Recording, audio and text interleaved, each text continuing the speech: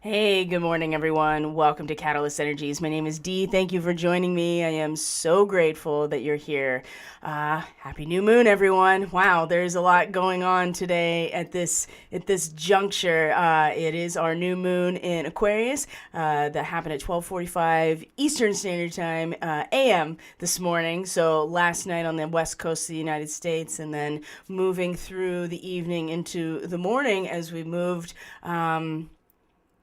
East across the globe. So welcome back, everyone. Welcome if you're new to this channel. Thank you for being here. If you're new here, don't forget to subscribe if you want to be notified when I am uploading new content. And also, too, when you like, you share, you comment on this content, it really does support the channel and having it recommended to a wider audience. So thank you in advance. And to my patrons on Subscribestar, it's small but growing, and I truly appreciate each and every one of you making the investment of your resources, not only into what I'm providing, but also into the full picture, right? Your investment into the full picture. And if that's not what Aquarius is all about, I don't know what is. So let's get out of studio mode here. I hope everyone is doing well, taking good care of themselves. So not only was it the new moon, very, very early this morning on the 1st. The holiday Imbolc, right, or St. Bridget's Day is also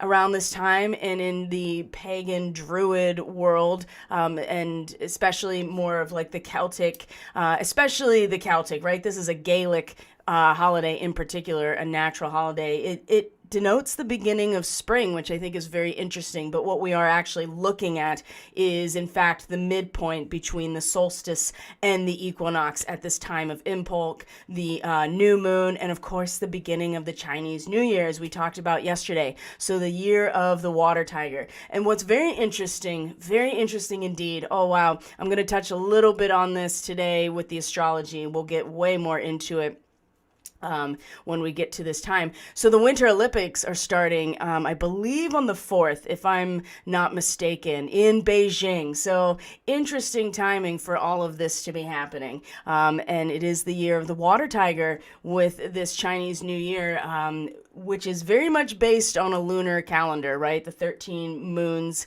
13 lunar transits in a solar revolution, right? And so this is what they're tracking for their calendar and their astrological new year. So the water tiger, I mean, the tiger is leadership and bravery and adventure and strength and all of these qualities that we would associate with something, with a being that is very regal and in charge of the environment that they're in, and very predatory, right? And very fierce. So water in the Chinese elemental theory, right, is a yin quality, and it's very similar archetypally to all other systems in terms of what it represents, right? Spirit and the flow of feelings. It has a passive quality because water will in fact fill any space that it's in, but it also has an incredible force behind it. So that's something that you can do some research on your own, right? There is certainly no shortage of information, misinformation, disinformation, bad information, good information out there. And it's all just information that you can bring into your awareness and analyze for yourself. This is really a big part of what we have been going through over the last year and a half with the nodes in Gemini and Sagittarius. I feel like a broken record, but it's really important that we get this into our heads, that this is now the time of experience and feelings, and all the feels and our intuitive gut instinct, and also too the feelings that are generated in some sort of communal relationship, which is the Scorpio realm. But this is in fact the area that we are moving away from. This is the South Node. So if evolutionary astrology makes sense to you, if the soul's evolution makes sense to you as a process, then just know that at a global, like, mass level in this point in time, we are moving away from the realm of Scorpio and the energy that is generated when we all agree on something or come into a contractual binding agreement. And this is, I feel like I've made my forecast about it in the Pleiadian revival, and also talking about this larger eclipse season in previous videos, but this really has a lot to do with the economy and resources, and the Taurus and Scorpio, the second and eighth house, really do have to do with resources, inherent valuable resources, and the resources we create and generate in our relationships. And it can be any type of relationship we're talking about. It's a binding agreement, even if it's between you and society in general. Your relationship with society and the energy that is generated from that relationship is a valued resource. So there's a lot of things to think about today. And, in Chinese astrology, they really do focus, just like everybody wants to know these things, but there is a lot of focus on financial aspects of the year and what signs are most likely to experience a variety of things there. So anyway, you can go check out any aspect of Chinese astrology that you want and get an idea of how this year of the water tiger may be shaping up for you based on your astrological animal or sign, right? It's based on the year. It's a 12-year cycle per sign for Chinese astrology. There's that 12 again. 12, 12, 12. 12, which, breaks down into a very fundamental 3, 6, and 9, right? In that process as well. So in bulk, Chinese New Year, Aquarius new moon, and we are at this really interesting point. So I'm going to check in here with the chat and the stream, make sure everything's healthy and good. Hello, Megan is wide awake in Tennessee. It's good to see you. I'm glad that you're here. I appreciate the fact that you are in this space. So I accidentally created a poll. I don't even know how that happened. I was just trying to type into the chat box with an emoji, and all of a sudden weird things happen. So I hope everyone is doing well. We kind of were at this weird stasis point yesterday with the end of the lunar cycle, right? Where it's just kind of getting into that stillness and allowing for the cycle to complete itself and start back over with the new moon. So great time to, there's still time here to set intentions and be very thoughtful and intentional about where our energy is going. And I've talked endlessly about this new moon. You can check out your sign's forecast to get a more specific idea of how the next couple weeks are going to impact, what areas of your life. But we really are in a position now we've moved from a general feel here about the socio-political structure in itself, the economy as itself, traditions in themselves, the function of the culture in itself, right? All these Capricorn types of themes. And now we're moving into the health of the social environment as an organism, right? The Capricorn aspect is the physical material matrix unfolding through all of our cooperation together. So it does represent systems and systems like and governments and institutions and the economy, your career, right? An extended family. It's something that we're all contributing actual resources, whether they be time, whether they be money, whether they be any kind of material aspect. We're all contributing them to make this thing happen. And in a natural, organic sense, it's just our participation in life and nature's participation in the process. But when we get to Aquarius, this is the social organism as a whole. This is the ecosystem as a whole. This is the climate as a whole, and it is humanity and civilization as a whole, not made out of resources, but made out of people, made out of all the elements coming together and the energy that is embedded within that system, whatever the system is, right? And so the thing that I would say at this point in time are the most focused on is the human system. But I think that there is a very strong focus in many corners right now on the actual climate and the physical system of our planet, right? Solar weather, our actual, geological or geophysical weather, that kind of stuff. What's going on under the earth, what's going on the surface of the earth, what's going on in the atmosphere. This is all part of the climate as well. So again, we are utilizing the representations of something like the weather or the climate, but really it's important we're using this to be a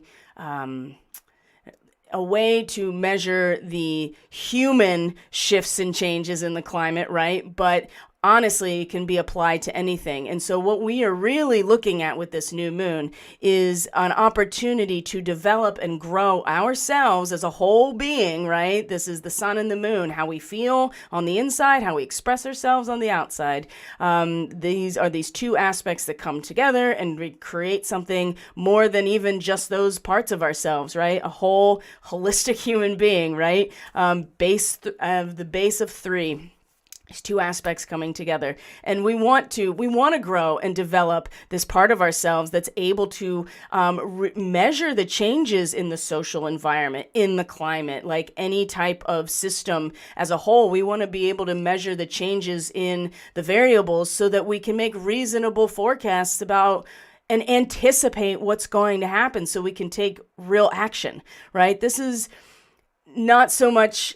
This is our opportunity right now, and there's always an Aquarius new moon, right? Every year that the sun comes back into this area, there's an Aquarius new moon, but it's everything else surrounding it that is unique to this moment in the present now. So, but the particular degree that we are finding Aquarius in is representing kind of like the peak moment here of a full and organized system and the ability to track all of the variables that are happening within it. So we want to develop ourselves as these fine-tuned instruments. We want to be our own barometer, not only in how we feel, but how we find our voice and expression. In terms of anticipation, we want to be able to feel how things are going to go so we can make reasonable decisions and actions based on that. This is the focus, I feel, for this new moon and for this month of February, because our next new moon will be in Pisces at the very beginning of March. So we are the halfway point between the solstice and the equinox. This is a turnover point in so many different ways. So being able to set an intention to draw towards us, to feel into, and to express ourselves creatively in a way that allows us to be fully engaged with the collective as a whole, and to not rely on the Capricornian aspects that are truly falling away, being destroyed, demolished, and changing, right? That's happening. If we are continuing to rely on these things, which is exactly where Mercury is right now in its retrograde, it's in this degree that really points to the really fine-tuned, the really beautiful, but also very strong traditions that we come to rely on in our culture that allow us the freedom of artistic expression, the freedom to indulge ourselves in all of these different systems that are set up to allow us to feel safe and secure and provided for, right? So this is that it's clearly falling away. We've known this for a while. I mean, this has been building. 2020 was Saturn and Pluto coming together in Capricorn, the beginning of the end, right? The solidification of the destruction at that point. So we know that this is falling away. So we want to be able to measure the changes and not rely on what is being told to us, not relying on what has already been generated in terms of energy, right? We want to let go of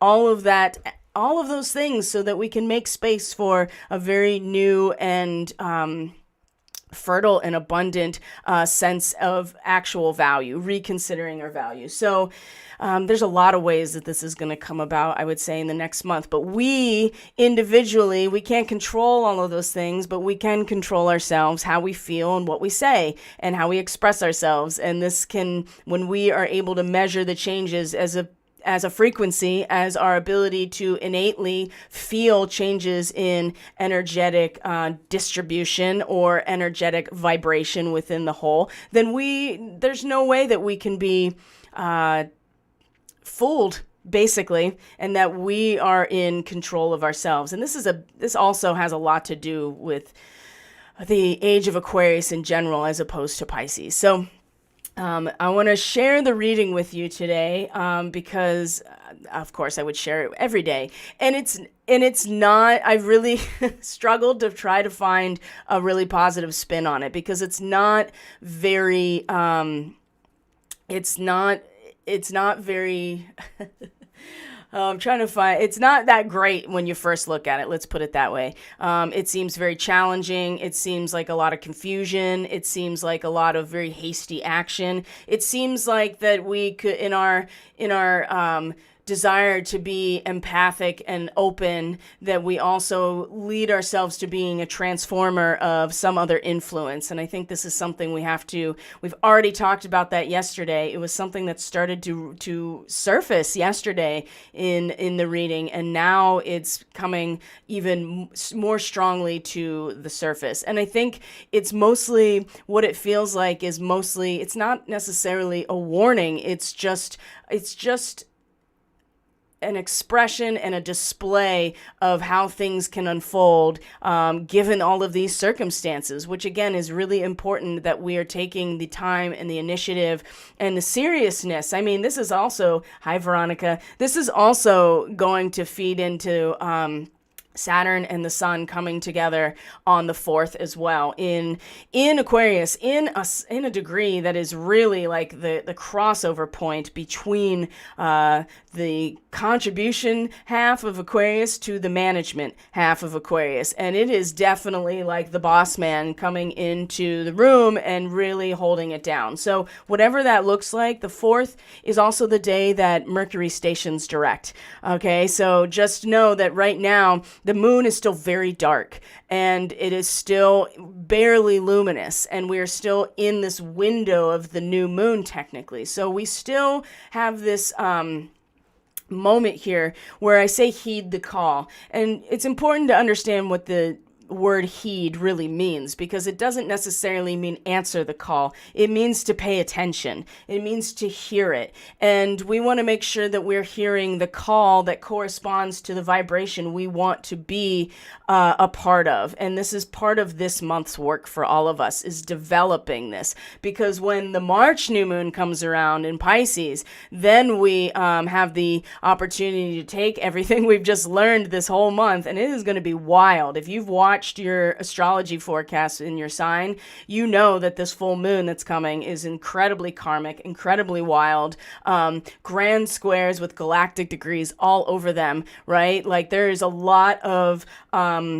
lot of lines coming into a conjunction at that full moon that are about to be brought right up to the surface to be acknowledged and cleared away, or just allow people to it's wild. That's all I'm going to say. So, because you can go back and watch those, if you haven't seen them already, you can watch those videos, and I go into a lot of detail. And we'll get there, because we're gonna do these transmissions, of course, and then by the time we get closer and closer, it'll be building, and we'll have a better idea of our own role within this larger cosmic process that is truly unfolding in our lifetime. It's exciting and horrifying all at the same time, but we can handle it because we are awesome.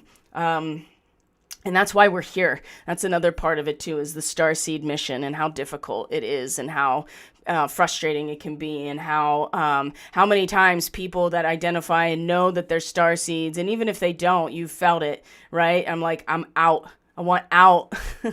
Why am I here? This is ridiculous. So we are just, it's okay to feel this way, and it's normal. And it's just going to be, I think, much more common as we move through this time, because it's going to be a test for us to be able to measure these changes, to truly be our own barometer of the social climate, of the social environment, of the ecosystem in general. So let's look at the reading here and start to unpack this. And it's not about doom and gloom. It's not about like being completely, it's all terrible and it's all over. It's not what it is at all. But it's important to understand cause and effect, because that certainly impacts at least the third density. And when you understand cause and effect, and you're not relegated to just the cause or effect part, but you see it as a creative process, this is where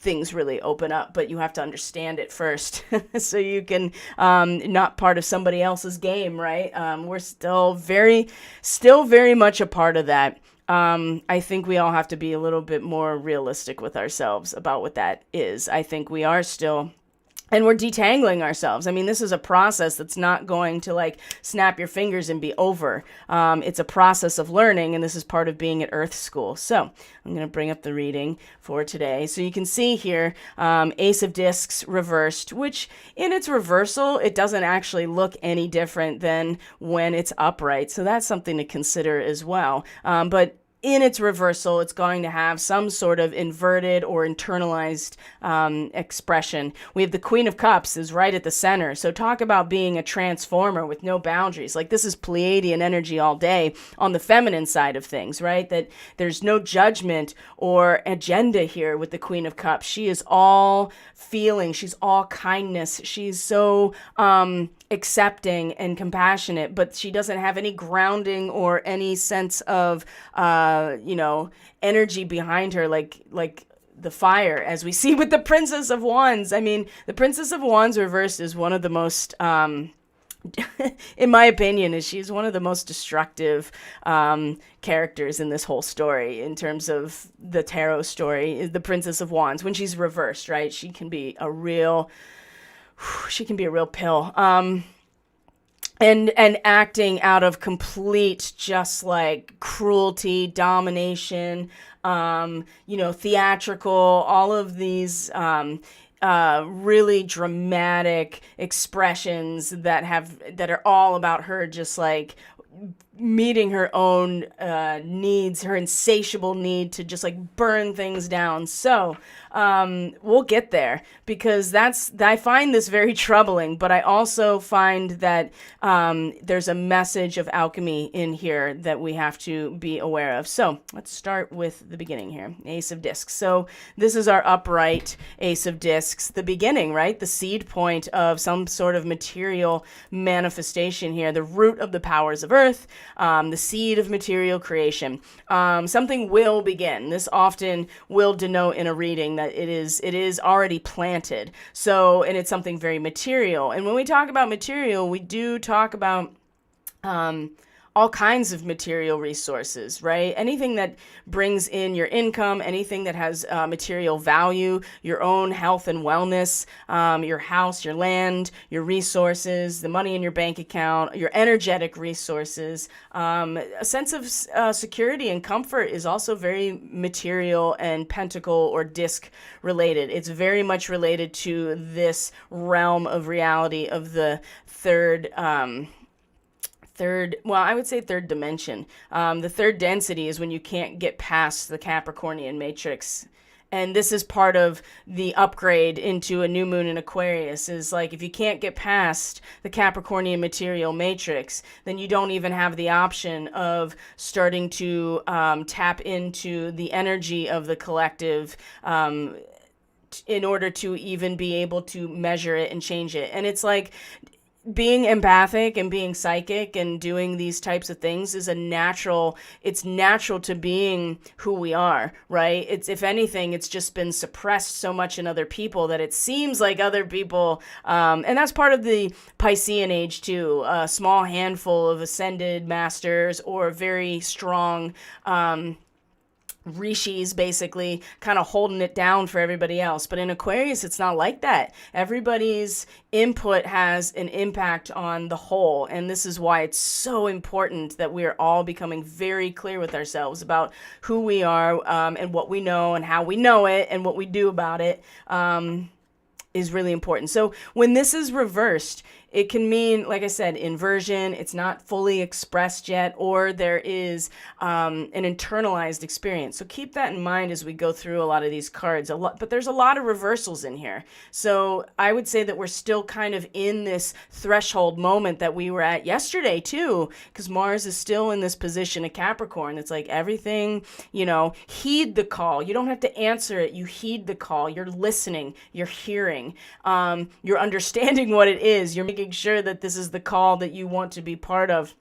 And Jupiter, is giving resources and expanding on this in a very spiritual and transcendent way. Like this is truly a spiritual call, like a summons, right? But and we want to act, as we'll see in this reading. And I'm not suggesting that we should or shouldn't, but we have to. In fact, there is a lot of energy of act in here, but we want to make sure we're acting in the right direction, I guess. And there's a lot to lose for a certain amount of people, and they have been, in charge of pulling the levers for so long that we have to be sure.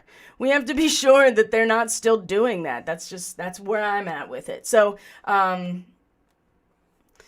when the Ace of Discs is reversed, I mean, it can be very dissatisfied with what has been initiated or planted, right? There could be avarice, which is an intense form of greed, right? That you're planting a seed out of greed. Something born but not able to grow or is stifled. These are all ways that we could look at the inversion or the lack of expression of this Ace of Discs. But know that this is the causal relationship here. This is the causal factor. Something about this material creation, whatever it's referring to, is having a hard time either growing, or its original intention was out of greed and avarice, or there's a dissatisfaction with what's coming about right now. So something about this creation or this seed point for someone or some group of people is really, there's something not right about it, or some sort of resistance to it. Okay. So,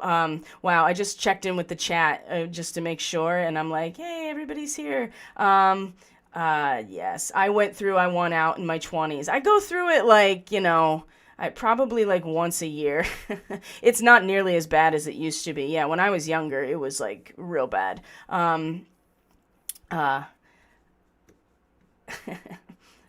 Oh, really? Heeding the call is right. All right. Ready for new beginnings is for sure. And that's the thing that kind of is interesting about this ace, right? The new beginnings. We have to be very clear with ourselves what the new beginnings are and where they're coming from and what the motivation is. And so we have these new beginnings, and then we come to this moment here where the Queen of Cups is right here in the center, right? So this is the pure manifestation of the soul of water. So what do we have in water? Well, we have Black Moon Lilith today. We have in Cancer still. We have Jupiter in Pisces. We have Neptune in Pisces. We have Pallas Athena in Pisces. What else do we have? And we have South Node in Scorpio, right? So pure manifestation of the soul of water. So there's pure emotion, passion, feeling, right? Heeding the call, never influenced by judgment or purpose, right? This is pure emotion, the Queen of Cups. But what the downside to this is that we become susceptible to all kinds of influences because there's no boundary, there's no fire, there's not even a mental or logical component to this. This individual as an individual or as a personification is the perfect transformer because it's all water and feeling and pure emotion. So this also could represent drifting between reality and a dream. This could be imagination and poetry, kindness, emotional depth, right? This all goes back to that unicorn from yesterday.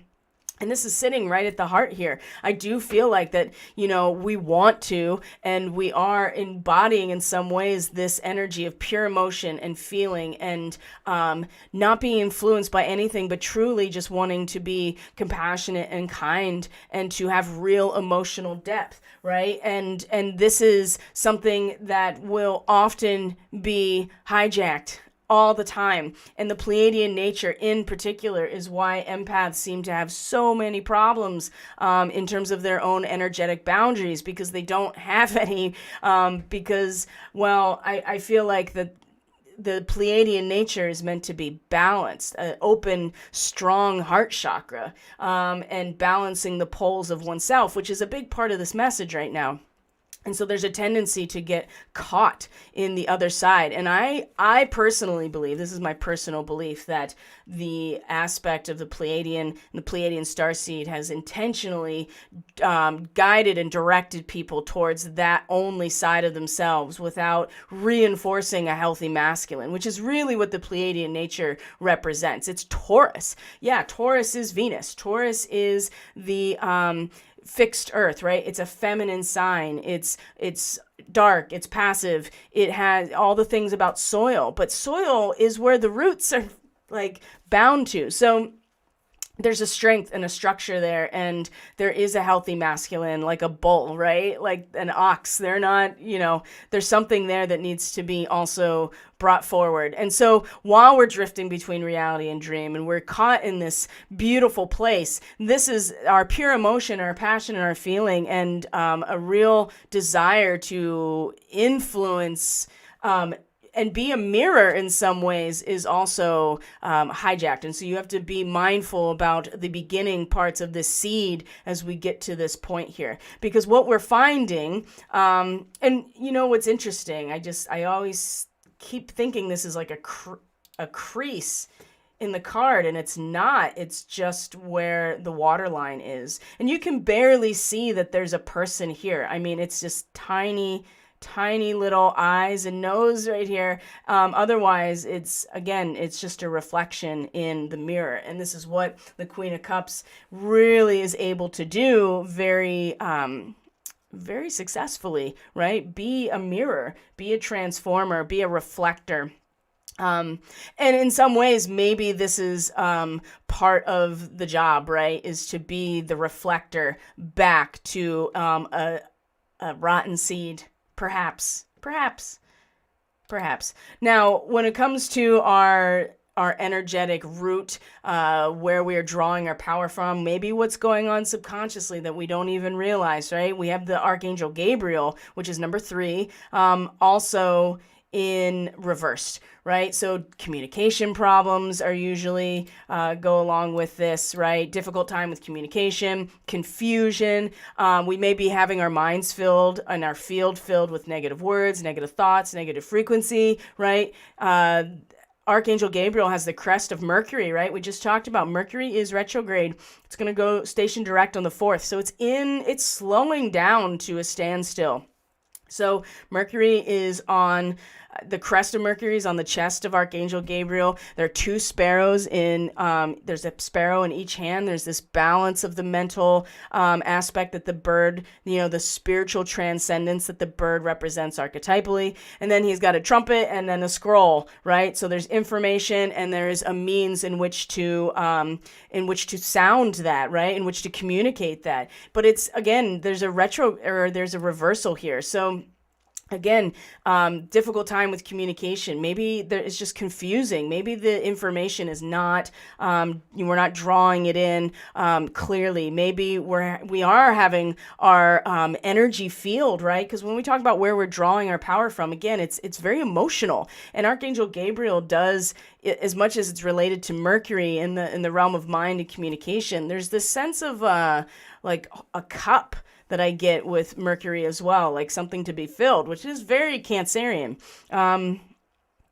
There's something here that is blocked. There's something here that is not quite, it may be confusing. Maybe this is just a moment of listening, heeding the call, paying attention without really doing anything, which is going to be interesting because the rest of this reading is action oriented, okay, where our attention is and what we can expect as an outcome. The 13 or the Buddha prepares, when it's reversed, again, this is coming out of your meditation and into action. So we're looking at a place where we release our energy, where our attention, our conscious awareness, and our expression, right? Here's our sun and moon again.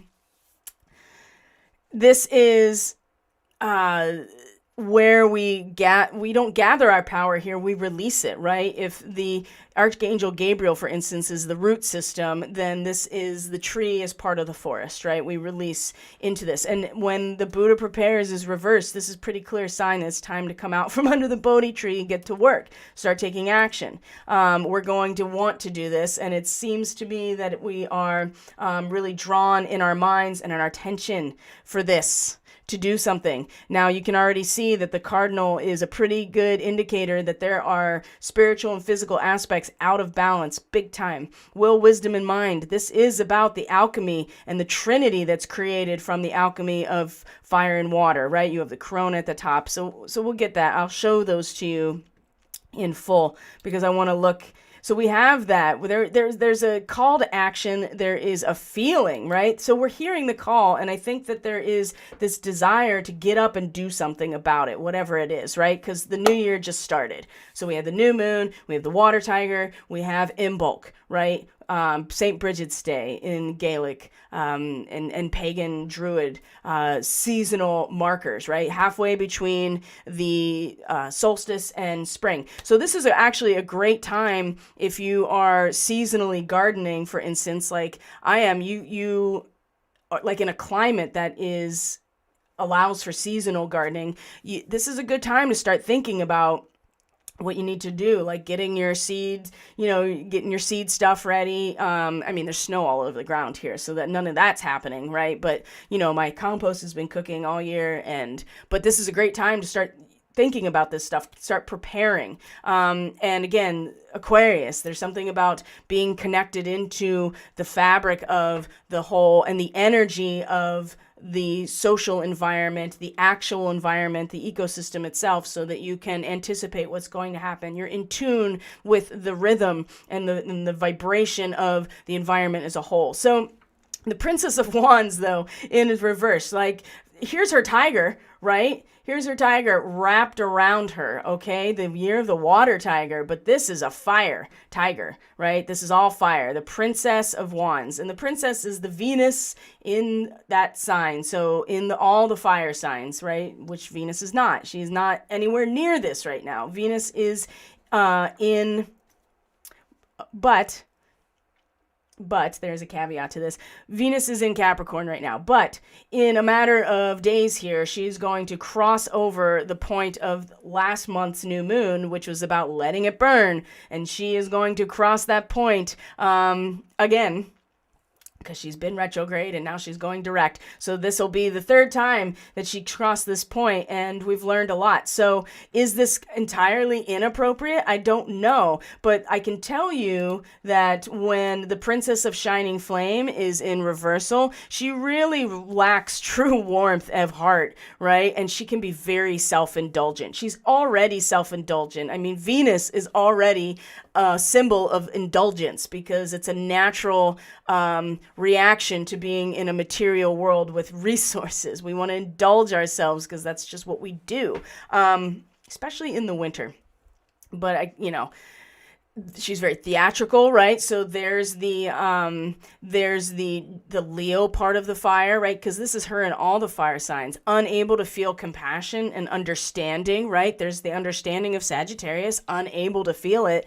So greed, arrogance, gossiping, domination, all of these things when the Princess of Wands is reversed. So there is a strong, I do feel like there's a strong pull to act and to hear, not only to heed the call, but to act on the call. But we have to be very clear with ourselves about what else is going on behind the scenes and underneath the surface, because it's influencing all of us and it's influencing the outcome. And I'm not saying that you could look at all of this as well as an internalized journey, in which case the meaning is going to be a little bit different here, right? Because you are setting seeds within yourself, right? You are anchoring into your own communication, your own guidance, right? And you're still feeling as a transformer or a reflector. You do want to act, right? Based on the seed that has already been planted, that you've planted within yourself.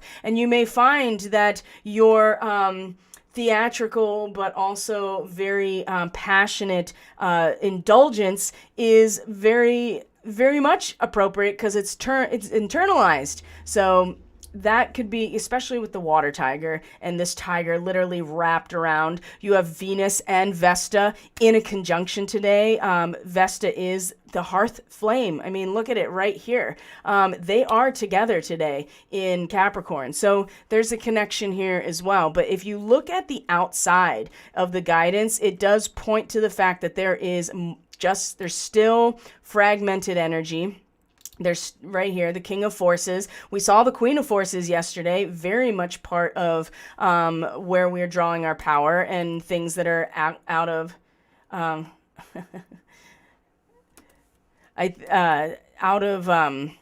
scattered energy, depleted forces, right? This is a very disruptive masculine and out of balance with life, right? So we had the Queen of Forces also reversed yesterday that was way more involved in our actual energetic, groundedness. This is just showing up, it feels like, to remind us about a disruptive masculine and out of balance with life, obvious signs of negativity, anger, hostility, selfish and self-absorbed. These are all reversals of this King of Forces, because this is a very powerful individual. So they can seem charming on the surface, and when it's upright and in good graces, then it's a great charming, right? Someone who is very peacefully in alignment with natural energy.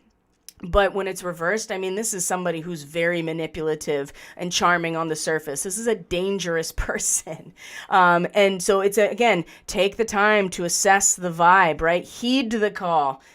Do we need necessarily to act on the outer call? Maybe it's an inner call that we need to focus on first. But this is a real strong indication to me that whatever the call is, there is something out of alignment with it, and enough that it's worth taking a step, or not even moving, right? Still in this new moon, like intention setting and really focusing on the self. The moon is still very dark. And part of being able to, I would say part of being able to reflect or transmit back to anyone or anything is a big part of Aquarius too, the water bearer. So the cheetah, I think, is very interesting though, because it does suggest to get clear on our intention and to move quickly, right? Which is a big part of what we want to do. Right. And this is where the attention is, to move quickly, to do something. But at the same time, it's much too easy to play it safe by staying caught up in the mundane dramas. Okay, that really stuck out to me when I was reading through the guide for this particular card.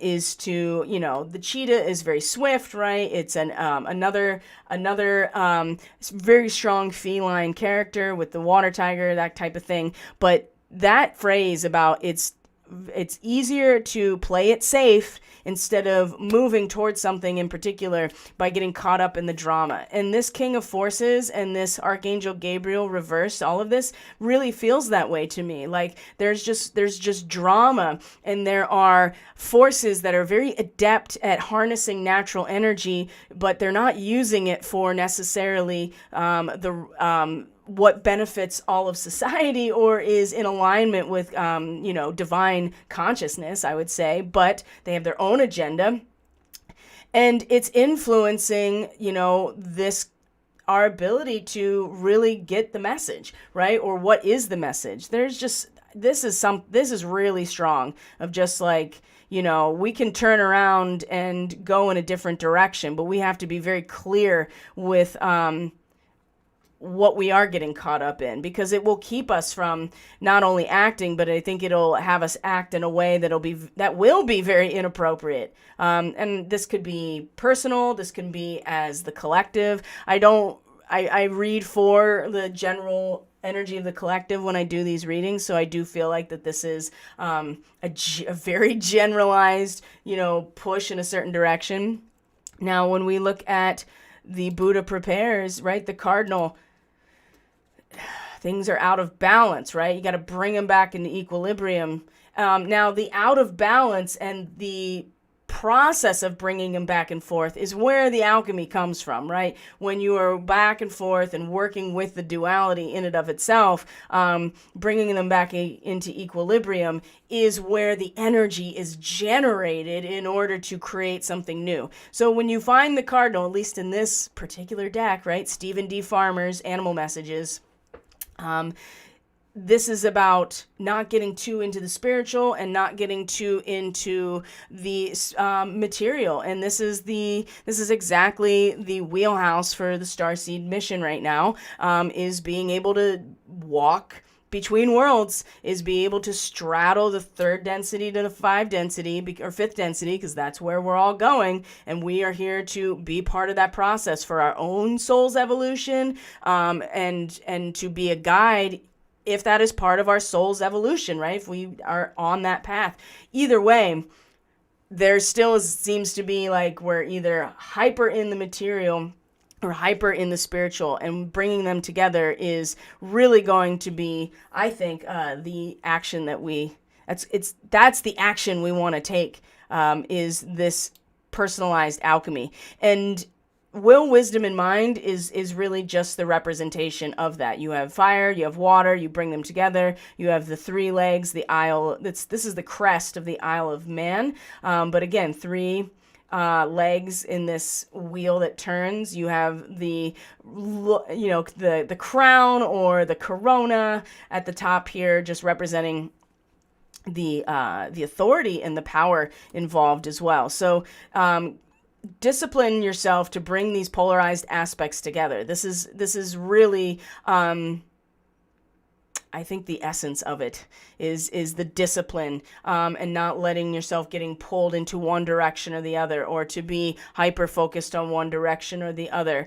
because I feel like that regardless, there is going to be action that's taken, or our focus and attention is being pulled towards it. And if that's going to be what we do, and the cheetah does suggest that at some subconscious or personal level, we may find ourselves reorienting and getting the hell away from something. That's possible. Or to just up level in some ways and not get caught up in somebody else's drama. But I mean, it does feel like that our attention is so focused on getting up and moving, but we have to be very clear about what we're putting that energy towards, and like disciplining ourselves to come to some sort of alchemical union or transformation. And that's what fire is, right? And Venus, in the fire signs like this, in the Princess of Wands, this is,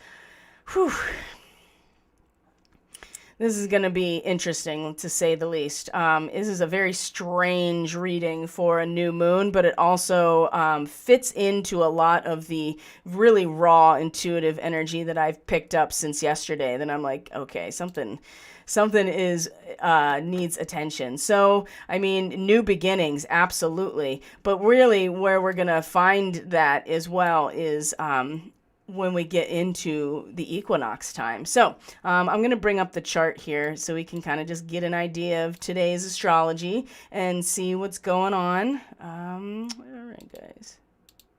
Here we go. All right. Check in with the stream here and see what's going on. The bots always show up. I think it's like, I do think that it is based on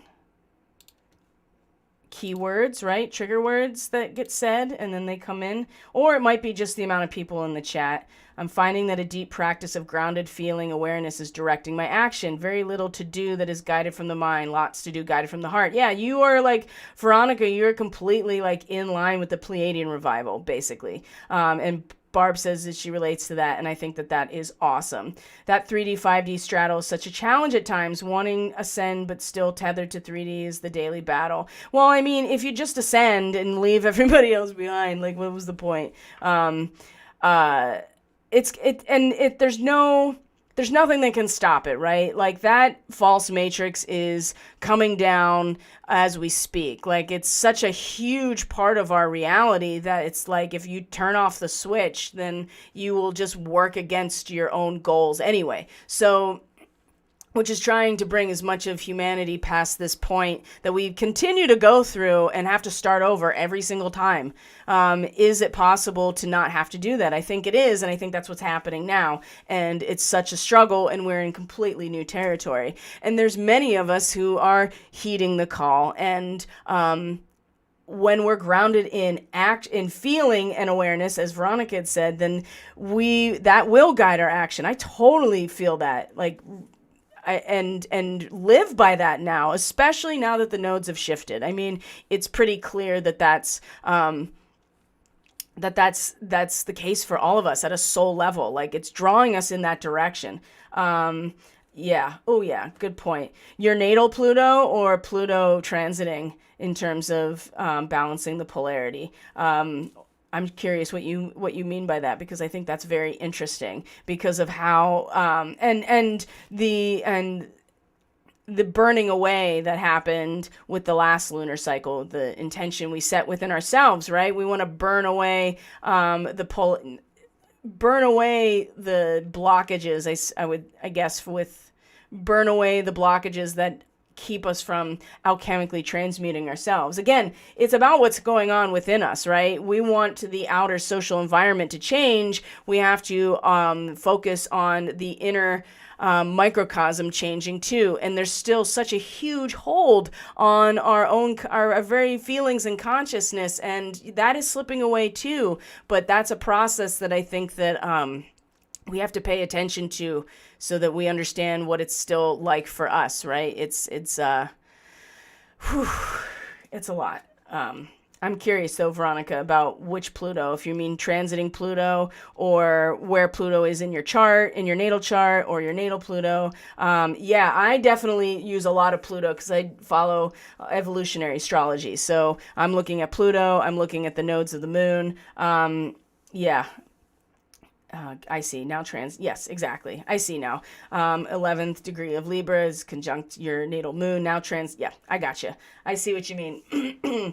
I think that is very helpful. And looking at the moon, looking at the nodes, and then looking at the ruling planet of the sign that your north node is in is going to give you a lot of direction in terms of where you're going and how to best implement your soul's evolution, right? Because it's all coded in the time we were born, in the place we were born. So anyway, let's look at this chart. I talked mostly about the transmission today I've already talked about most of it. So, and I've talked endlessly about the new moon. Like, this astrology shouldn't be new unless you're new to this channel, but it's great to continue to go over things. Rote repetition is how and memorization is the starting point. And that's a very third house thing, by the way. Excuse me. Which is where Gemini traditionally is, which is where the North Node is leaving, right? We are now transitioning from a place of the mental realm into fully grounded body awareness. And we're still close enough to Gemini in the Pleiades where there is a conscious awareness of the physical material aspect of ourselves. And that's going to get more and more fixed, more earthbound, more value and resource bound as the nodes move they go in a reverse direction naturally. So let's see here.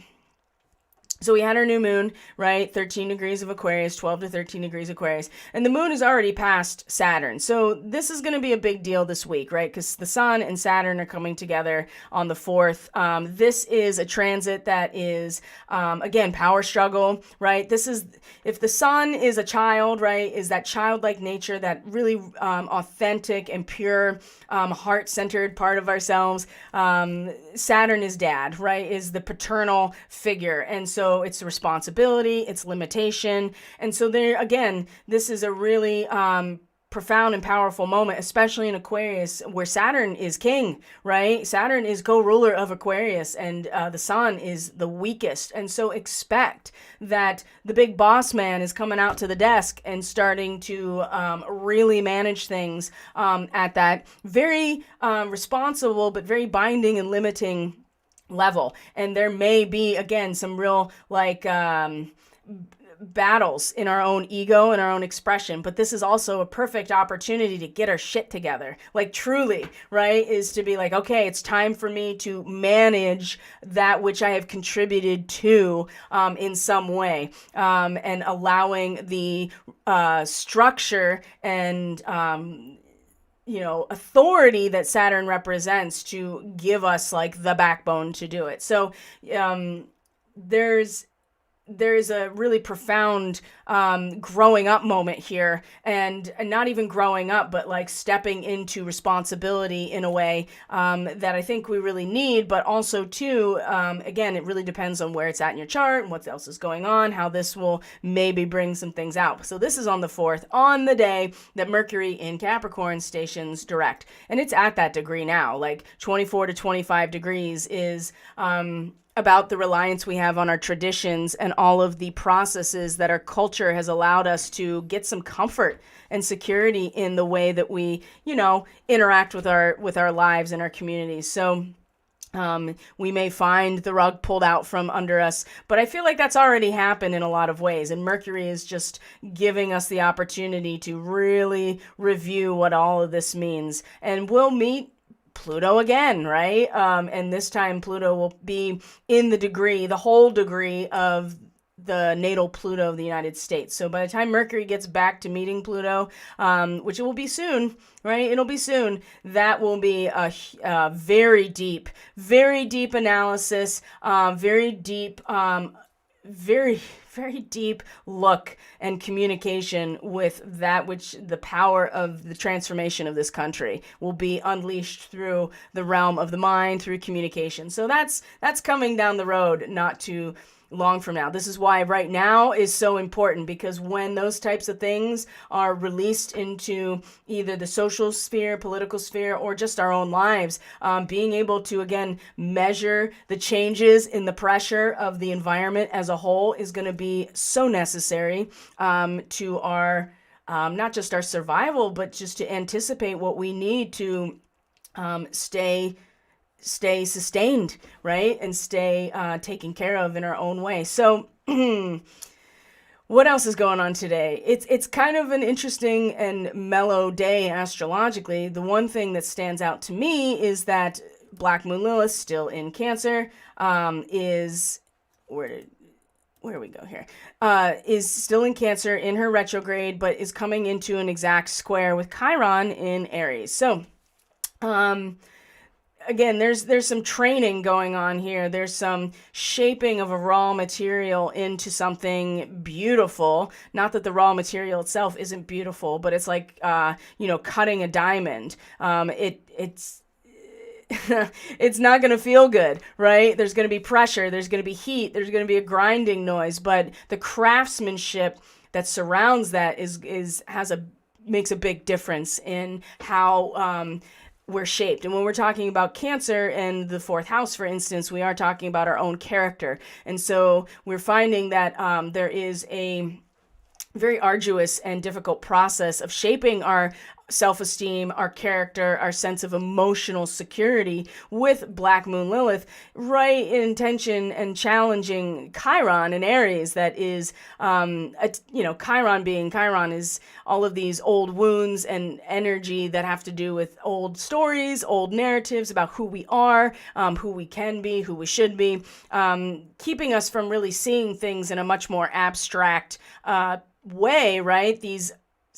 And when you talk about Black Moon Lilith and Cancer, I mean, these are all the feels, primal feels, such deep feels that you didn't even know you had these feels, right? They may not even be coming out like consciously. They may be finding their expression through all kinds of other ways, depending on where you find Cancer in your house, or what house you find Cancer in your chart, for instance. So, but the square here, again, is like when you are feeling it in the moment, right? If it's so grinding and intense and is really drawing this sense of like survival out in you emotionally, then it's really difficult to be able to see things from an abstract perspective. And it's like it just triggers that wounding all over again. And so this square today is one of the bigger, next to the new moon. It's like we have the new moon, the moon passes Saturn, right? And so we get at least an emotional stability and sense of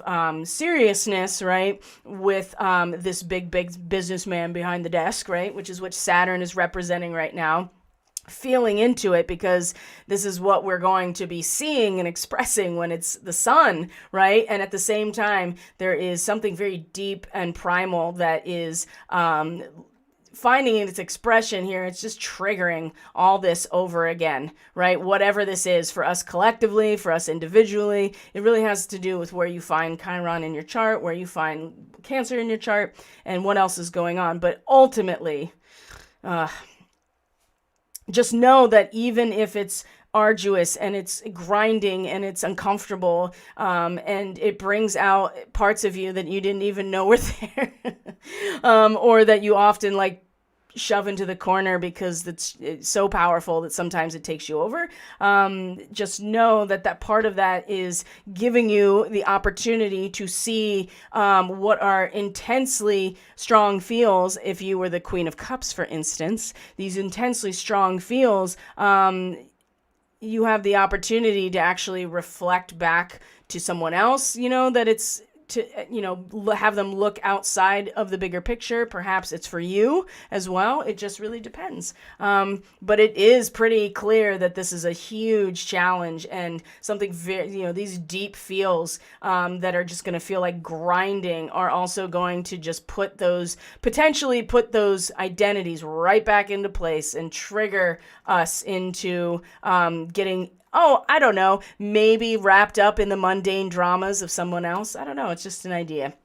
So, at least with the moon and Saturn involved, strangely enough, if we were able to plug into that too, I feel like it would give us some emotional authority over managing the reality that we're part of, or managing ourselves within the social context that we are part of. Now, like I told you earlier, Vesta is in conjunction with Venus at 11 to 12 degrees of Capricorn. I mean, I feel like that not only is it the value that Venus is now listening very intently and really taking notes and really exploring how these structures and institutions truly fit together and what's valuable about them.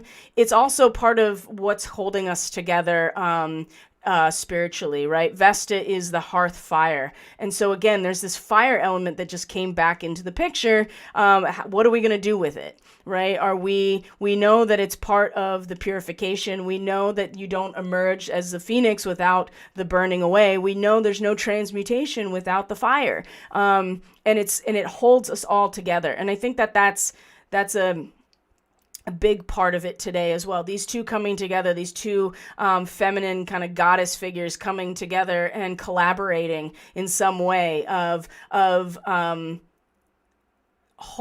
showing what is truly the eternal flame of our society, of our culture, of the natural organic matrix, and really drawing our value to that. And it becomes even more valuable, I feel like, with this fire involved with Vesta. So again, it's just, what are we going to do with the fire? Like, how are we going to use it? How is it holding us all together? How is it the eternal flame of our spiritual essence as a community? Well, I think Venus, again, in your body, right? Venus will allow for a much more personalized connection to the value of being able to understand how all these elements fit together. It's not enough to know that it's corrupt at this point. It does feel like that, especially with Mars here too, Venus and Mars. I mean, they really want to get into the unfamiliar realms and really not only perceive the value, but act on some goal of creating something that actually has real value. And Venus is our ticket, right? She is our ability to be in our grounded body awareness and use that as a way to dig into how this all fits together, right? So the other thing that's really interesting, which you don't see it on any of these charts, because if I put all the asteroids, it's like, it'll just make it so confusing. But what I will tell you is that asteroid Juno moves into Aquarius as well today. So she's sitting at the last degree of Capricorn, right? The secret board meeting, the cabal, the 1%, right? The top of the pyramid that truly make the decisions and take responsibility for them. That's really important. They take responsibility for what happens by being in this position as well. Although people are cowards. And they want all the power without any of the responsibility. We know that that's just not possible. Not in Capricorn, it isn't. So Juno, or asteroid Juno, the wife of Zeus, right? She is the defender of the state, right? Because Zeus would come in and just destroy if anybody went against, what the big picture was for him, right? His role is defending the heavenly realms. He could give a shit about humans, to be perfectly honest. I'm sorry. I mean, and maybe there is, different characterizations of this archetype. And I'm not saying that that's good or bad. His role is something more than what's happening on the ground. Now, Juno, on the other hand, has a different role. She's much more involved. She is like, Venus might be holding the scales of justice, but Juno represents the actual carrying out in some ways of the law, right? The scales are balanced, and then Juno's like, okay, well, I'm going to initiate what needs to happen in order for the balance to be had. So it depends too, on what what Juno represents, who she represents. So moving from the last degree of Capricorn to Aquarius today, I mean, it's like the power is about to be handed over to the jury, right? Aquarius is the jury of your peers. And for her to move from the sentencing, or not the sentencing, but the, the wrapping up of the trial, so to speak. If you think about Capricorn as the judge, right? The judge has convened everything and is letting the jury do its job. This is what Juno's doing. She's bringing this advocacy for the state, not for the heavens, because that's what Jupiter does. The state, right? The people. She's bringing the power and the balance back to the people as a whole. This is really this is sticking out as well to me in a larger way. These asteroids and these goddess asteroids and the feminine aspect that represents all of these things are coming into alignment in these ways. So we have Vesta and Venus together. Juno moves into Aquarius. Pallas Athena is still in Pisces, right? In terms of the strategy,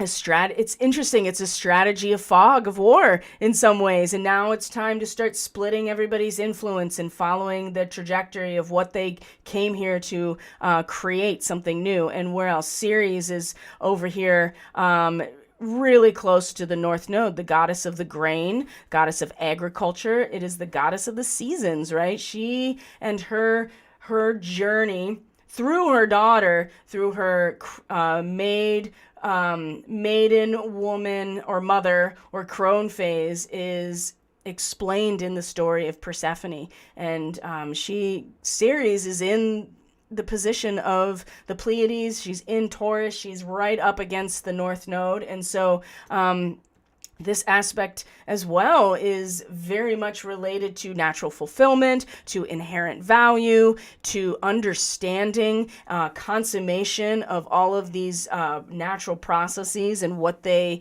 stand for and what they represent. These are all part of a series. And so seasons change. And we all go through our process of going in and out, yin and yang. And if you only live in the yin and the yang, and you don't realize that it's just the foundation for the Trinity, right? Then you get pulled into the drama. Oh, look at that, all the way back and forth, right? Back and forth, back and forth. And we had all kinds of time to learn about this. So now we have to feel into the experience as opposed to think about it. And Ceres is representing the natural cycles of seasons and what it represents and the necessity for the contraction and the release, just like our breath, right? Just like our breath. There's nothing wrong with our breathing, right? Our breath is our life, and the foundation of our breathing is in and out, contraction and release, right? To fill our lungs and to release them. That doesn't mean that anything about it is evil. The life that it provides is the third point of the Trinity. So again, there's something very important that we have to make the transition in our minds and in our own self from living in the duality and getting caught in the back and forth to living in the what is created from the interaction of duality, which is really a much more natural process. So I think I've said enough today. What do you guys think? I'm going to come back to the chat here. I wonder if this raw energy is the grinding of gears between the old and those heeding the call. Grinding of gears, or maybe a monkey wrench grinding out what is useful from the old world that can be useful for the new. Oh, interesting that you say that, Veronica, because that's going to be a position of both Venus and Mars moving through the next couple of weeks in Capricorn. So, and that is in opposition in a lot of ways to the star Sirius and the permanent but infinite void in which we create in. That's very interesting. There's a man going around taking names. Dude, I listen to that song for inspiration all the time, right? This is like on the playlist. So I totally feel you on that one. In fact, I'm going to go listen to that right now after I'm done with this stream because that is pretty remarkable. And if you don't know what song that is, it's When the Man Comes Around. It's Johnny Cash. I don't know if he's covered it. I think he might. I don't know if he's covered that or not. I don't know if it's his or if he's covered it. But there is an album. It must be because it's an album full of covers that he does acoustically. He does Depeche Mode's Personal Jesus. He covers Hurt by Nine Inch Nails. So I bet that it's a cover too. But it's really... it's very inspirational. And if you don't know, Johnny Cash went from being a total, like, icon of the felon and to basically becoming a really strong Christian and believer. So, and you can really see it in his art and his music, the way that it transitioned and changed around. Anyway, okay, guys, anybody have any questions? Anything else they want to add to the chat before I sign out of here? I'm gonna leave it at that for today. So tomorrow is the moon's going to be moving into Pisces tomorrow. No major transits necessarily. Moon transits, of course. So I'm going to be taking, I think, Wednesdays off from transmissions, like permanently, just to kind of give a break and free up some time for other things for me. So I'm not going to be transmitting. We're not going to do a live stream tomorrow. So, but I do want to let you know that the moon is going to be moving through Pisces. I will certainly give the Marquee Tarot tomorrow as well. So what are we going to look at, right? We're going to see that the moon is going to, in the next 2 days, is going to meet Jupiter, right? There's going to be a square to the nodes before it even leaves Pisces. So while it's in Aquarius, which is really important because this is going to be a little bit of a preview by the end of today into tomorrow when the moon hits about 28 to 29 degrees of Aquarius. This is a little bit of a preview of the full moon time, right? Because the moon will be in a square to the nodes, so there'll be a T-square.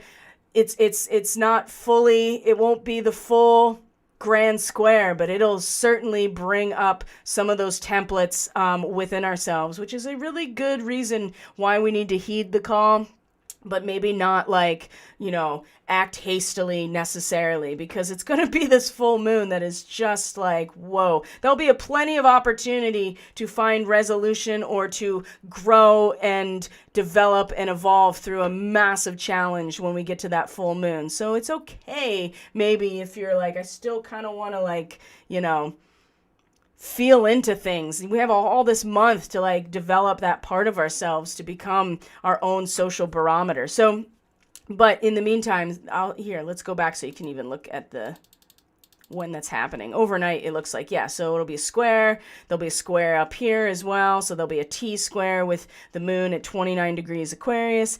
And then throughout the day tomorrow, it'll meet Jupiter, which is still opposite Draco, by the way. And so that's going to get even stronger, especially with the moon in Pisces. So also be prepared for heeding the call even more, feeling it, definitely feeling it, right? And an expansion of your spiritual vision in this way by tomorrow as well. Looks like 6 p.m. Is that roughly when it's happening? So that'll be interesting as well. and then we'll come back together on Thursday, and we'll have plenty to talk about then too. And then Friday the 4th, as we see here, right? It's gonna Sun and Saturn together, and you can look up any of these transits if you want to get just a general idea of what to expect. It's a great reference. I use Astrology King. I'll link it in the description box, actually. The fixed star stuff, and he has his blog just has all of these transits, natal and transit, all of these major connections, and has little write-ups about, what to expect. And it's a great reference. If you're just kind of like, I want to remind myself, Saturn conjunct the Sun, right? And you just type in Saturn conjunct the Sun transit, and it's usually one of the first things that comes up, Astrology King. So I will link that in the description box if you're interested in that website. So great references. The way I learned astrology was I had to, completely submerge myself like a language every single day for years, and just practicing. It's the only way to do anything, really. So anyway, I'll let it go here, and I will put that in the description box below if you're interested in that type of information and just kind of reminding yourself of things. So yeah, guys, I thank you so much for being here. I truly appreciate each and every one of you. If you're interested in a reading, energy work to support your process, get more information, everything you need is in the description box below. You can sign up to my mailing list, my email list, through the website catalystenergies.net. You can also find Catalyst Energies on Telegram. You can really support this work, in particular, these transmissions and these astrology reports that I love to do so much. And they take a lot of time, though. And an internet connection that I have to pay for. So if you want to support this work so it can continue to be available to people in the same way, consider subscribing to my account on Subscribestar. There's a link in the description box below. You can also get more information at the end of this video. So I love you guys. Thank you for being here. I truly, truly appreciate each and every one of you. I look forward to more time in the chat. I'm looking forward to moving over to Twitch as well. I'm looking forward to doing readings with all of you when you are in a position to do so. I am offering a sale right now. Should I flash it? I think I might really quick. Let's see if I have the reading for those who haven't seen it yet. I did it for all of the astrology forecasts. Here, I'll just put it up. So I normally don't do 30-minute starseed readings because it's too, oftentimes there's not enough time there to really get into the heart of what is coming through. But I do feel that a need to expedite this process for people, because you can tell that everything is getting so much more intense. And so people, if they have a sense of where their origins are and how that fits into their astrological blueprint, it really does help give direction. So I am offering these until the full moon, these 30-minute recorded readings, 60 minutes for $77. I usually charge $99 for the starseed 60-minute reading, and then 30 minutes of Reiki to add on to any service is only $22. So you get Reiki, obviously, through the distance work. And if you have any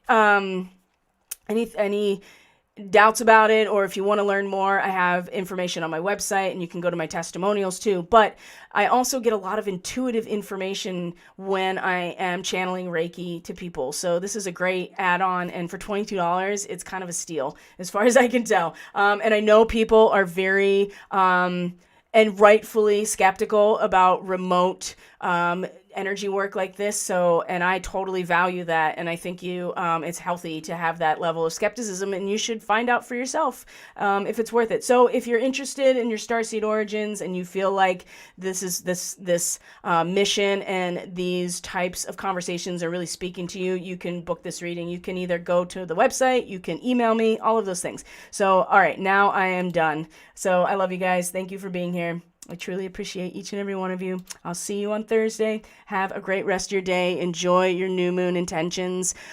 We got this, and I'll see you next time. Bye.